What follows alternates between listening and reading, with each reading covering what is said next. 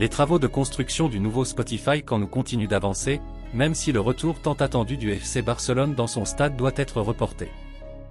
Ce qui était attendu comme de grandes retrouvailles avec les supporters s'est transformé en un nouvel épisode d'attente, d'inspection et de réglage technique.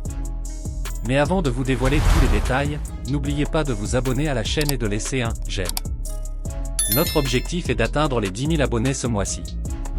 C'est gratuit, rapide et cela contribue énormément à notre croissance.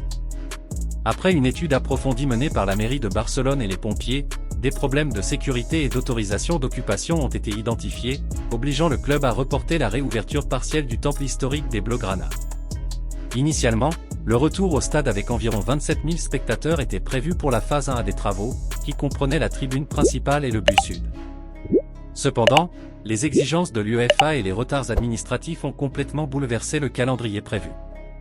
Le Barça attendra désormais la fin de la phase 1B, date à laquelle la capacité d'accueil atteindra environ 45 000 spectateurs, ligne de touche comprise. Ainsi, le club pourra répondre aux exigences pour disputer des matchs de Liga et de Ligue des Champions sans avoir à diviser ses stades. Les Catalans continueront donc de jouer au stade olympique de Montjuïc au moins jusqu'en novembre.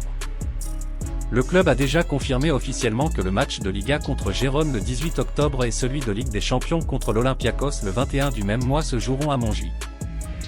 De plus, il conserve l'autorisation d'utiliser le stade jusqu'en février 2026, en cas de nouveau retard.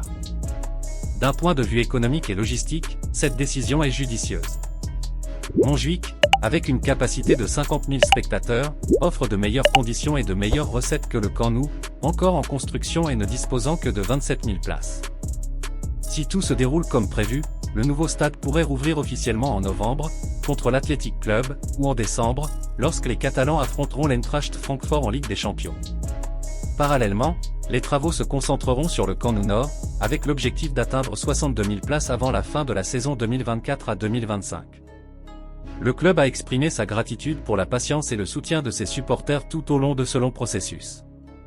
La rénovation complète du Camp Nou, commencée en 2022, se prolongera jusqu'en 2027, promettant un stade moderne et durable, digne de l'histoire du Barça.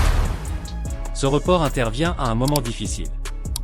Après la défaite contre le PSG en Ligue des Champions et celle 4-1 contre Séville, l'équipe traverse sa pire série de la saison. Hansi Flick a été critiqué pour son manque d'intensité, mais il est confiant de retrouver son énergie et son esprit de compétition après la trêve internationale. Et vous, supporters du Barça, pensez-vous que le Barça a raison d'attendre ou devrait-il retourner au Camp Nou maintenant ?